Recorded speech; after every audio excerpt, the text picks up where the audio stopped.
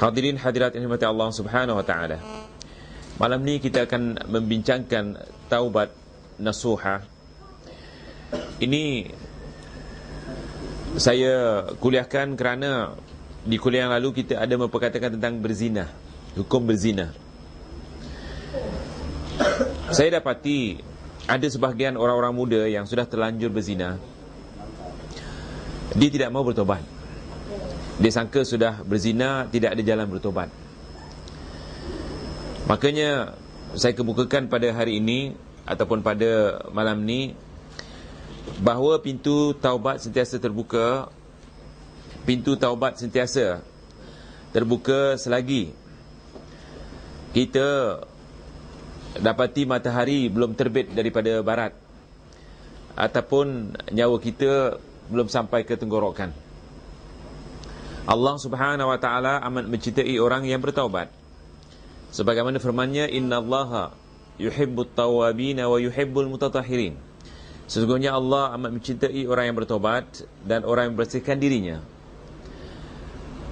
Janganlah ada di antara kita ingin bertobat bila sudah tua, bila pulang daripada haji,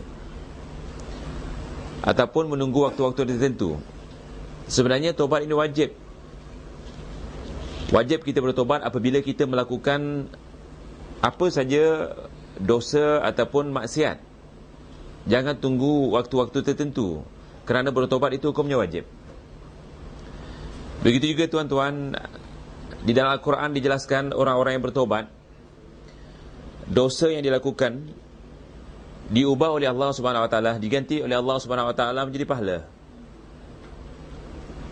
Itu sukanya dan sayangnya, gembiranya Allah Subhanahu wa taala kepada hamba-Nya yang bertobat.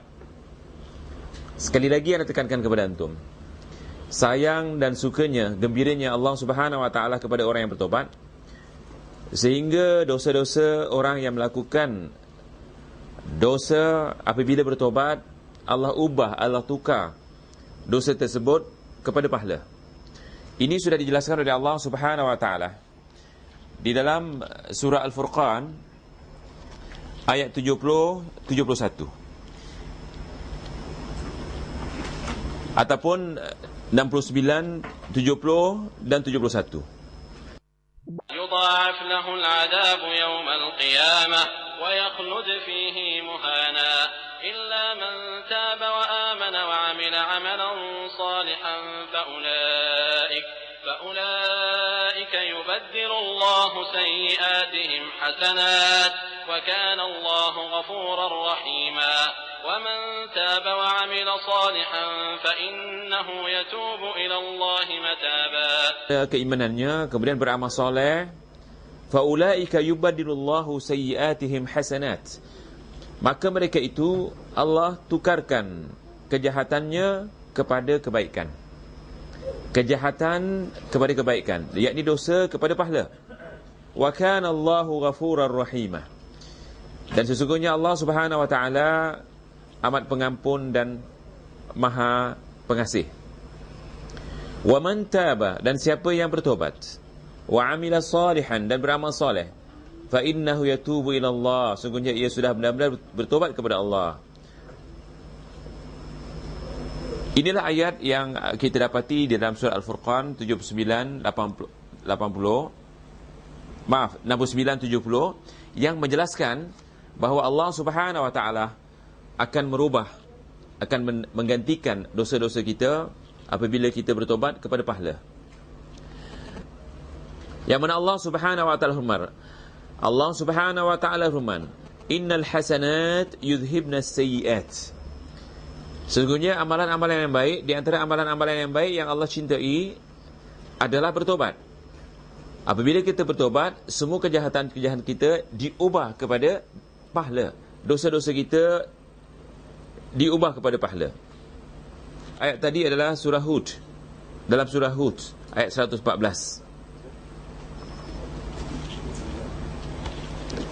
Begitu juga seterusnya tuan-tuan, kalau kita lihat dalam surah Al-Furqan, kalau kita orang yang tidak mengikut manhaj salaf sebelumnya, kita kena bertobat. Kita kembali kepada manhaj salaf. Ini tobat yang paling dituntut oleh Allah Subhanahu wa taala. Mungkin dulu kita akidahnya Asy'ariyah. Mungkin dulu kita akhlaknya Sufiyah. Mungkin dulu ibadah kita penuh dengan bid'ah. Kita kena bertobat.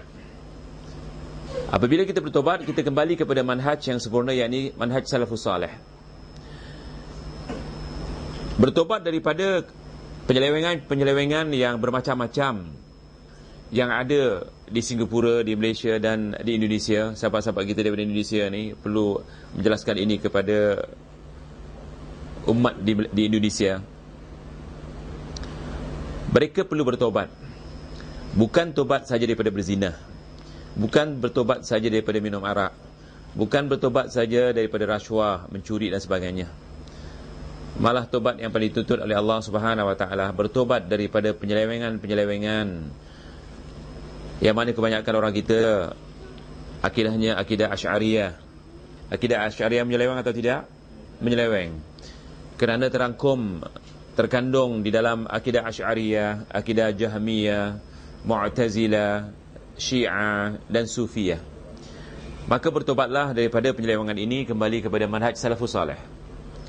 Begitu juga mereka yang akhlaknya memilih akhlak Sufi yang bermacam-macam alirannya atau tarikatnya, juga perlu bertobat, meninggalkan aliran-aliran tarikat ini, kembali kepada manhaj salafus salih.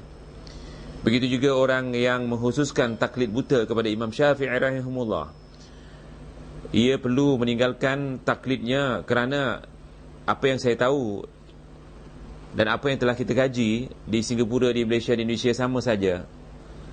Mereka sebenarnya bukan bermazhab Syafi'i, tetapi mereka berpahaman Syafi'iyah, yakni aliran-aliran pemahaman yang dinasabkan kepada Imam Syafi'i, yang tak ada kena mengena dengan Imam Syafi'i. Orang ini juga perlu bertobat dan kembali kepada manhajnya Imam Syafi'i, bukan manhaj ataupun manhaj Syafi'i, manhajnya Imam Syafi'i. Mungkin ini boleh mengelirukan. Imam Syafi'i suruh kita bermanhaj, Imam Syafi'i suruh kita bermazhab, tetapi bukan mazhab Syafi'i, bukan manhaj Syafi'i, tetapi manhaj salafus salih. Kerana kalau kita katakan kita wajib bermazhab, Imam Syafi'i mengatakan wajib bermazhab, kita bertanya, apa mazhabnya Imam Syafi'i? Kalau Imam Syafi'i mengatakan wajib bermazhab, tentunya Imam Syafi'i punya mazhab. Tentunya Imam Syafi'i punya mazhab. Kalau ditanya apakah mazhab Imam Syafi'i, tentulah manhaj salafus salih. Jadi bertobatlah mereka. Jadi penekanan ana di kuliah hari ini, kembalilah kepada manhaj yang sebenar, barulah tobat kita di segi akidah, di segi ibadah, di segi akhlak baru sempurna. Kalau tidak, tidak sempurna. Kerana Allah Subhanahu wa taala, kalau kita lihat dalam surah Al-An'am 155, siapa yang bawa Quran cuba lihat. Mana Allah Subhanahu wa taala firman, "Wa anna hadza sirati mustaqima fattabi'uhu wa la tattabi'us subula fatafarraqa bikum an sabilihi."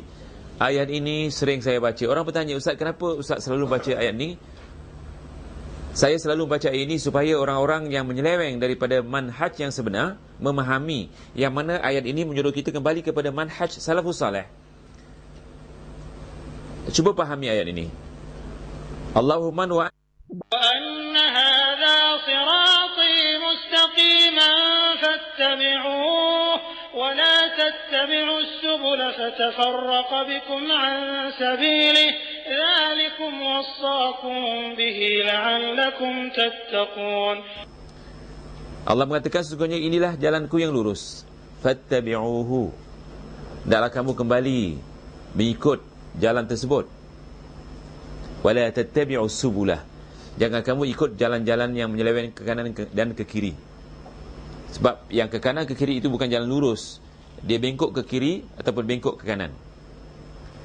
Kenapa kalau kita meninggalkan jalan yang lurus, fatafarraqa bikum an sabilihi, kamu akan dipecah belahkan oleh mereka dari jalan yang lurus tersebut.